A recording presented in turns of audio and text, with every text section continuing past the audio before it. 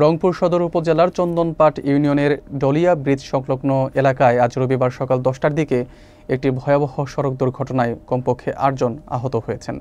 ইট বোঝাই একটি Canter truck প্রথমে একটি গোবর বহনকারী ট্রলিকে ধাক্কা দেয় এবং পরে একটি ইজি বাইক ও মোটরসাইকেলের সাথে সংঘর্ষ ঘটায়।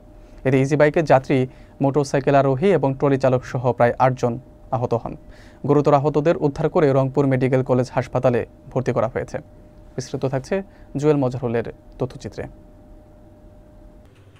রবিবার আনুমানিক সকাল 10টার দিকে রংপুর সদর উপজেলার চন্দনপাট ইউনিয়নের ডলিয়া ব্রিজ সংলগ্ন এলাকায় একটি মর্মান্তিক সড়ক দুর্ঘটনা ঘটে। বগুড়ার D11-1243 নম্বরের একটি ইট বোঝাই ক্যান্টার ট্রাক রংপুরের দিকে যাওয়ার সময় ডালিয়া ব্রিজ এলাকায় পৌঁছালে প্রথমে একটি গোবর বহনকারী ট্রলিকে ধাক্কা দেয়। এরপর ট্রাকটির সাথে একটি ইজি বাইক এবং একজন মোটরসাইকেল আরোহীর সংঘর্ষ হয়।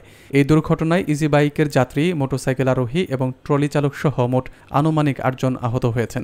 স্থানীয় লোকজন দ্রুত আহত ব্যক্তিদের মুমূর্ষু অবস্থায় উদ্ধার করে রংপুর মেডিকেল কলেজ হাসপাতালে ভর্তি করেন। তবে খবর লেখা পর্যন্ত দুর্ঘটনায় কারো মৃত্যুর খবর পাওয়া যায়নি।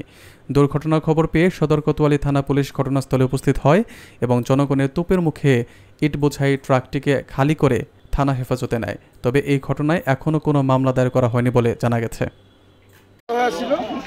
পরে ইটের ট্রাক আসিয়া এই টিলারকে মারে, টিলারকে মারার পরে অটো আসে, অটোকে নিয়ে একটা ওইখানে আটকি থাকার পর আমি নিজে ওসি স্যার ফোন দিছি। ওসি স্যার ফোন দেওয়ার পরে আমার দোকান থেকে ওই দেখুন যখন ধাক্কা নেছে তো তখন সিটপে দেখিতে অটো আর ট্রাক ফেরি আইসো এই দুর্ঘটনা অবস্থায় ট্রাক আর অটো আর ট্রাক্টর। এই অবস্থায় অটোতে যাত্রী ছিল 6 জন। তারা গুরুত্বপূর্ণ